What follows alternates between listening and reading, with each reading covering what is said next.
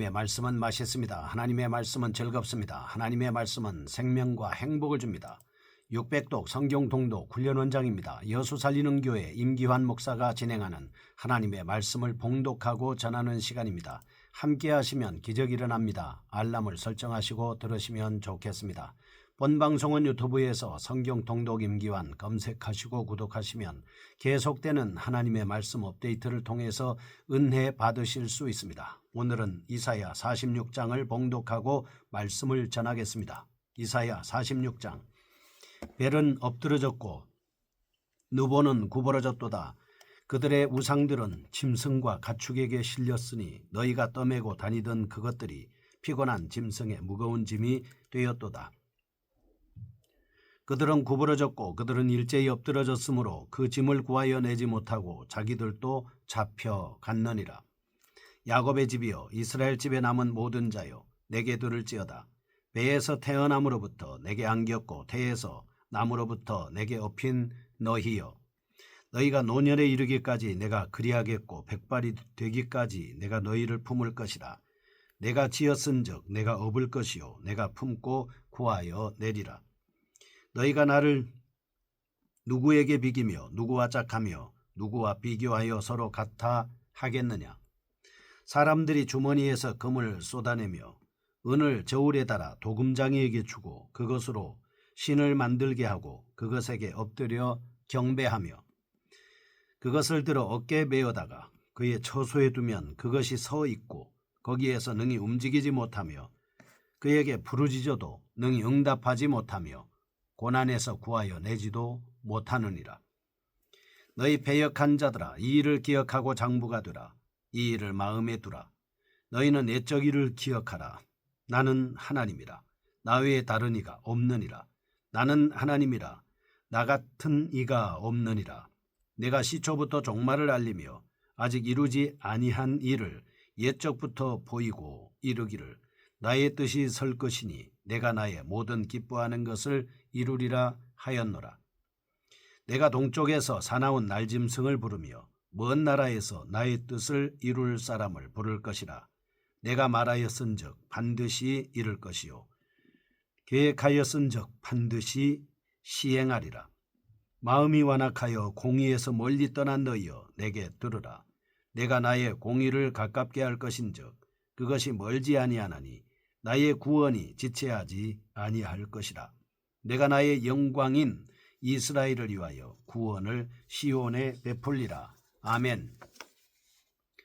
이사야 46장은 우상의 무능함과 하나님의 전능하신 능력에 대해서 말씀하고 있습니다. 이사야 44장은 고레스가 이스라엘을 회복시키는 하나님의 일꾼임을 명시하는 말씀이었습니다.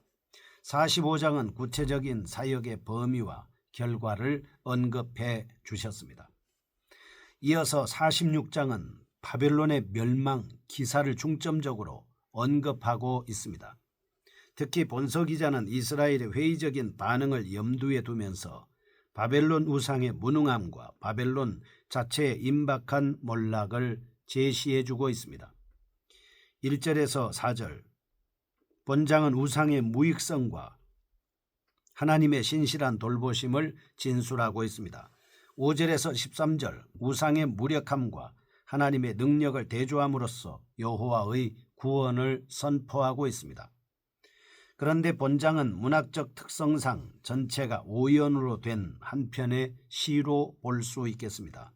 제1년은 1절과 2절 앞장 말미에 나온 무릎구름의 이미지와 연결되는데 고레스의 정복에 의해 멸망당하는 바벨론 신들의 모습을 생동감 있게 묘사하고 있습니다. 제2연 3절과 4절입니다. 맞소라 본문상 나를 들을 지어달라는 명령형으로 시작하여 사랑과 보호를 베푸시는 이스라엘의 하나님에 대해 언급하고 있습니다. 제3년 5절에서 7절 무력한 이방신들과 하나님의 특성을 비교하면서 하나님만이 참된 신임을 부각시키고 있습니다. 특히 우상 제조 과정에 대해서 정확하게 설명하고 있는 이사야 44장 9절에서 20절과 비교해 볼 때 우상 제조에 대해서는 짤막하게 언급하고 사람들이 금 세공가의 신상을 만들어 달라고 주문하는 내용과 제조된 신상을 경배하는 모습을 주로 묘사하는 특징으로 구성되어 있습니다.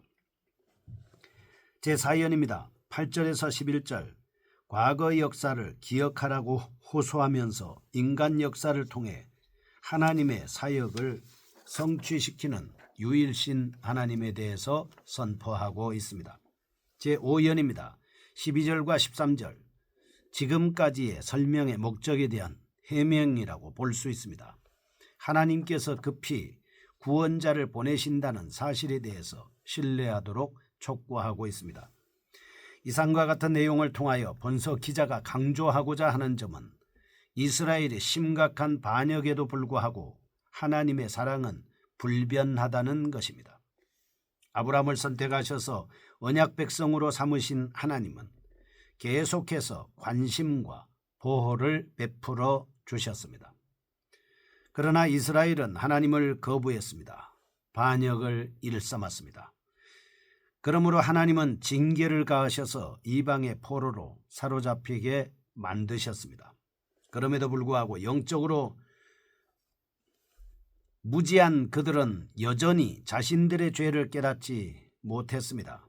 이러한 상황 속에서도 하나님은 이스라엘을 구원하기 위해 구원자를 세우시고 죄를 근본적으로 해결할 수 있는 계획을 세우시는 것입니다.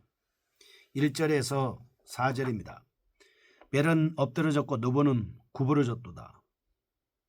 그들의 우상들은 짐승과 가축에게 실렸으니 너희가 떠매고 다니던 그것들이 피곤한 짐승의 무거운 짐이 되었도다.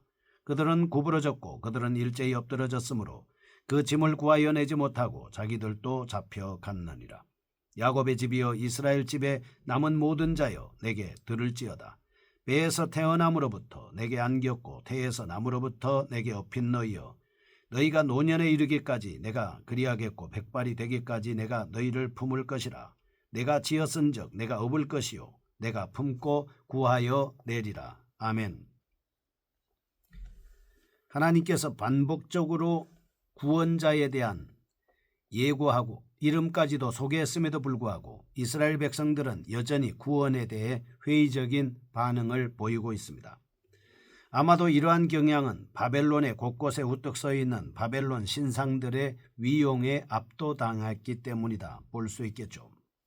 그래서 본 단락에서 바벨론의 대표적 신상들이 무력하게 인간의 짐이 되어 실려갈 것을 예언합니다. 바벨론 신상의 신드롬에서 탈피하도록 유도하고 있습니다. 또 직립상태였던 신상들이 일자로 누운 모습은 온 인류가 하나님 앞에서 부복하는 내용과 논리적 연속성을 유지하고 있습니다. 내용을 정리해 보겠습니다. 첫째, 1절과 2절입니다. 짐처럼 실려가는 모습에서 드러나는 우상의 비신성은 하나님께서 고레스를 통해 바벨론을 정복했을 때 바벨론의 대표적 우상인 벨과 느보의 신상은 짐짝과 같은 취급을 받았습니다. 정복자 고레스는 신상들이 한갓 금은 보석으로 제작된 것에 불과하므로 용광로에 녹여 다른 물건으로 제작하게 하기 위해 짐승이 끄는 수레에 실어 본국으로 수송하였습니다. 이처럼 우상들은 자신들을 숭배하는 자들을 구원하기는커녕 말 못하는 짐승이 힘들어 끄는 수레 짐착처럼 타국으로 실려가고 말았습니다. 둘째, 3절과 4절입니다. 하나님에게 안기는 백성의 모습에서 부각되는 하나님의 참 신성입니다. 3절 보겠습니다. 야곱의 집이여 이스라엘 집에 남은 모든 자여 내게 들을지어다. 배에서 태어남으로부터 내게 안겼고 태에서 남으로부터 내게 업힌 너희여. 하나님의 품에 안기고 하나님의 등에 업혀 있습니다. 너희가 노년에 이르기까지 내가 그리하겠고 백발이 되기까지 내가 너희를 품을 것이라. 내가 지었은즉 내가 업을 것이요 내가 품고 구하여 내리라. 아멘. 하나님에게 안기는 백성의 모습에서 부각되는 하나님의 아름다운 신적인 사랑의 모습입니다. 우상은 자신을 숭배하는 자들을 구원하지도 못합니다. 도리어 짐이 되었던 반면에 하나님은 당신의 백성들을 친히 돌보아 주고 있는 모습을 볼 수 있습니다. 육신의 어머니는 아이가 성장하면 품거나 안지 않고 혼자 놀도록 내버려 두지만 하나님은 노년에 이르기까지 계속해서 품어주신다, 안아주신다, 업어주신다 말씀을 하고 계십니다. 하나님은 인간의 죄악을 해결할 수 있는 유일한 존재였습니다. 예수 그리스도를 이 땅에 보내주셔서 인류가 가지고 있는 죄의 짐을 대신 이사야 53장 6절에서 담당하도록 하셨습니다. 그는 골고다 언덕에서 십자가를 지시고 우리의 모든 죄를 사해 주셨습니다. 5절에서 13절 우상의 특성과 하나님의 구원에 대한 말씀을 살펴보겠습니다. 짐지기 이미지를 통해 우상의 무익성과 하나님의 유일성을 부각시켰던 앞단락에 이어 본단락에서 본서 기자는 다시 한번 우상의 무용성을 강조하고 있습니다. 특히 본단락의 우상 묘사는 그 신상의 재료가 사람의 주머니에서 나온 은금 등이라는 사실을 중점적으로 부각시키고 있습니다. 아울러 이러한 신상은 결코 숭배자의 부르짖음에 응답할 수 없는 무기력한 존재임을 부각시키고 있습니다. 5절에서 7절입니다.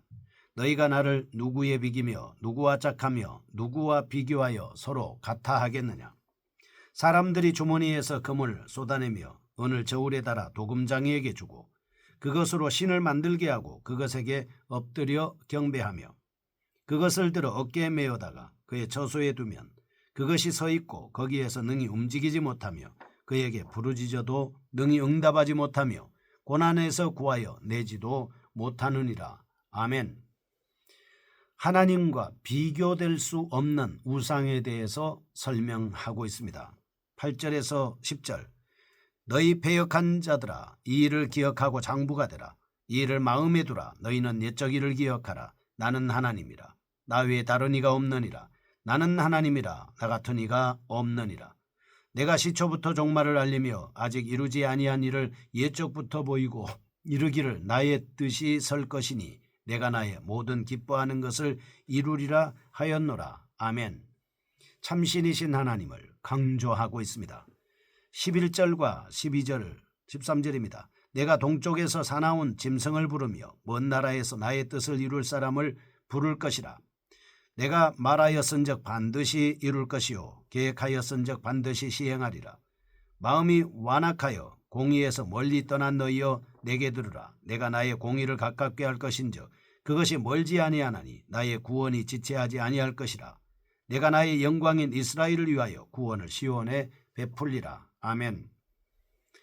하나님이 세우신 구원자에 대한 소개의 말씀입니다. 핵심적인 내용을 살펴보겠습니다. 첫째, 우상의 무용성입니다.